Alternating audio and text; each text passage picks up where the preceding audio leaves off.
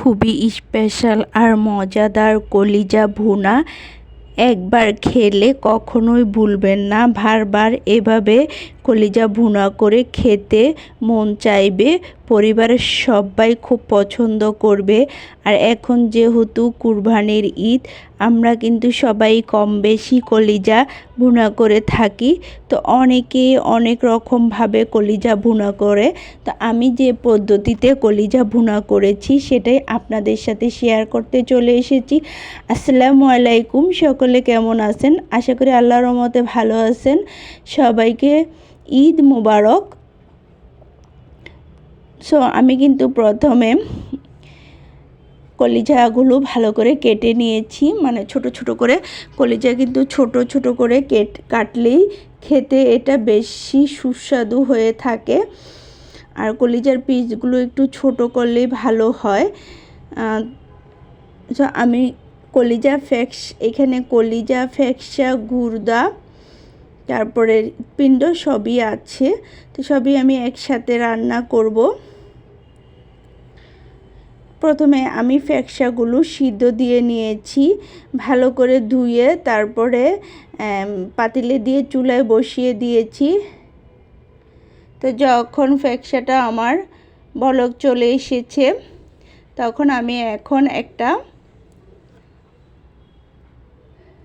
চালনিতে ঢেলে নিয়েছি আর কলিজাটা গরম পানিতে দিয়ে দেব। পানিটা প্রথমে বসিয়ে ফুটিয়ে নিয়েছি, তারপরে কলিজাগুলো দিয়ে দিয়েছি, দিয়ে একটু নেড়ে ছেড়ে সেই কলিজাগুলো একটা চালনিতে চেলে নেব। যে ফ্যাকসাগুলো আমি আগেই সিদ্ধ করে নিয়েছি, আর কলিজাগুলো তো হালকা শুধু গরম পানিতে দিয়ে, যাতে কলিজার মধ্যে অনেক রক্ত উঠে, তাই এটা যদি গরম পানি দিয়ে হালকা এইভাবে নেওয়া হয় তাহলে কিন্তু কলিজাটা খুব পরিষ্কার হয়ে যায়, খুব সুন্দর হয়। রান্না করলে কালারটাও খুব সুন্দর আসে, খেতেও অনেক স্বাদ হয়। তো এভাবে করে নিলে উপরের যে পর্দাটা আপনার টান দিলেই চলে আসে। তো উপরেটা পর্দাটা এই যে দেখুন, এইভাবে মানে করলেই চলে আসে উপরের যে পর্দাটা থাকে কলিজায়। তো আমি ওগুলো সিদ্ধ করে নিয়েছি। আমি গুর্দা আর যে হৃৎপিণ্ডটা, ওটা কিন্তু সিদ্ধ দেই নেই, ওটা সিদ্ধ দিতে হয় না, ফ্যাকসাটাই সিদ্ধ দিতে হয়। আর কলিজাটা হালকা গরম পানি দিয়ে ধুয়ে নিলেই চলে, মানে গরম পানি দিয়ে, মানে ফুটন্ত গরম পানি দিতে হয়। তো এরপরে চলে আসলাম চুলায় একটা পাতিল বসিয়ে দিয়েছি, দিয়ে এখন পরিমাণ মতো তেল দিয়ে দেব।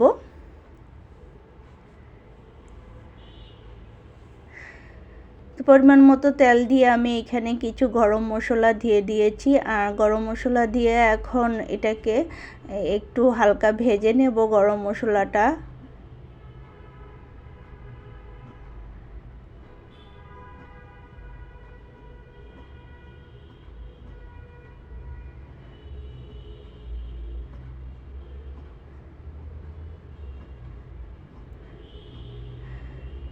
গরম মশলাটা আমি হালকা ভেজে নিয়ে এখন এখানে পেঁয়াজ কুচি দিয়ে দেব কিছু। পেঁয়াজ কুচি দিয়ে পেঁয়াজ কুচিটাও ভেজে নিতে হবে।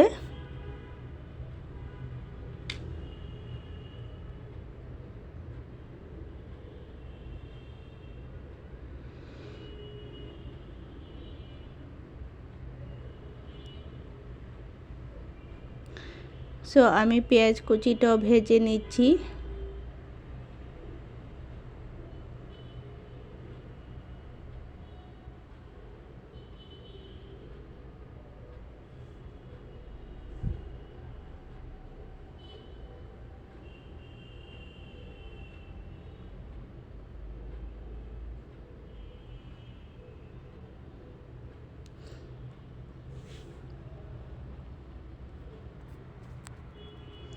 তো পেঁয়াজ কুচিটা ভাজা হয়ে যাওয়ার পরে আমি একটু পানি দিয়েছি। পানি দিয়ে এখন এটার মধ্যে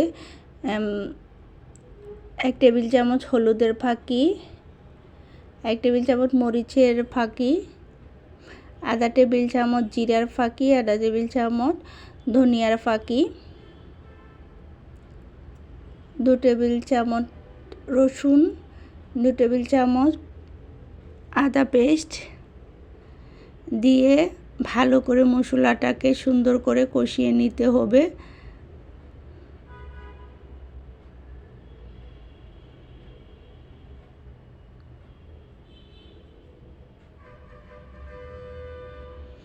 তো লবণ দিয়ে এখন ভালো করে মশলাটাকে খুব সুন্দর করে কষিয়ে নিতে হবে।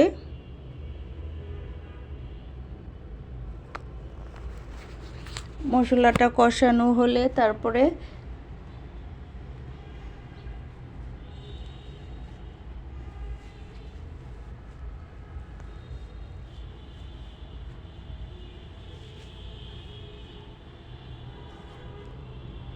সব মশলাটা কিন্তু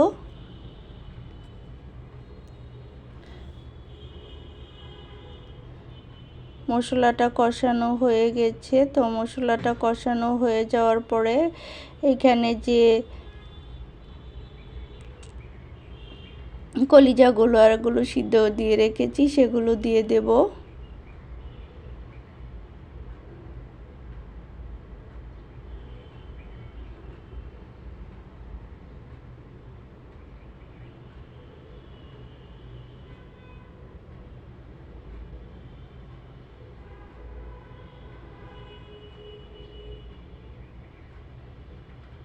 তো সবগুলো একসাথে আমি এখন পাতিলে দিয়ে দেব। কলিজা, ফ্যাকসা, গুর্দা যা যা নিয়েছি সব কিছু এখন দিয়ে একটু ভালো করে কষিয়ে নিতে হবে। খুব সুন্দর করে এটা কষিয়ে নিতে হবে। আর মশলা আর গুলো যত বেশি কষানো হয় ততই কিন্তু তরকারির স্বাদটা দ্বিগুণ বেড়ে যায়।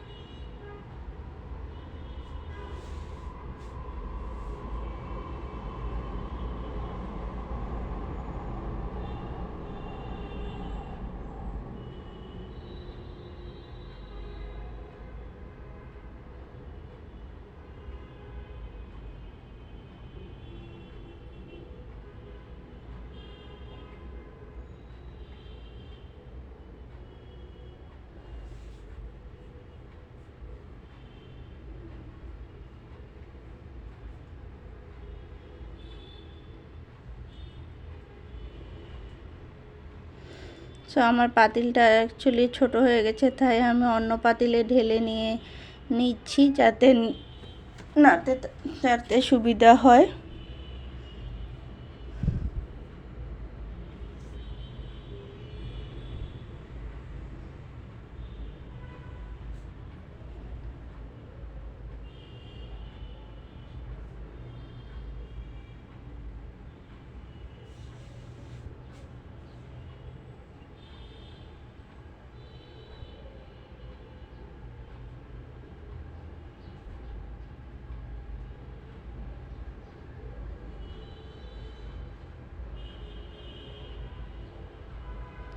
তো এভাবে কষিয়ে তারপরে ঝোল দিয়ে দেব, পানি দিয়ে দেব। তো কষানো হয়ে গেছে এক পর্যায়ে, এখন আমি পানি দিয়ে দিয়েছি।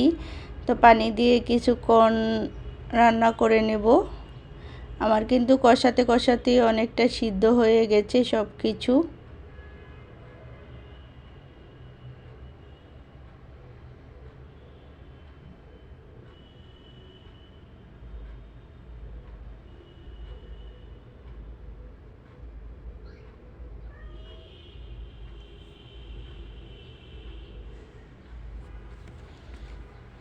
তো কষাতে কষাতে অনেকটা সিদ্ধ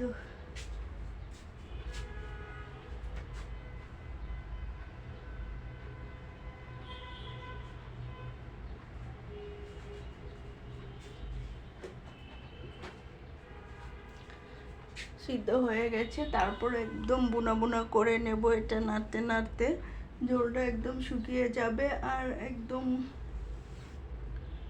কিন্তু বুনা বুনা হয়ে যাবে।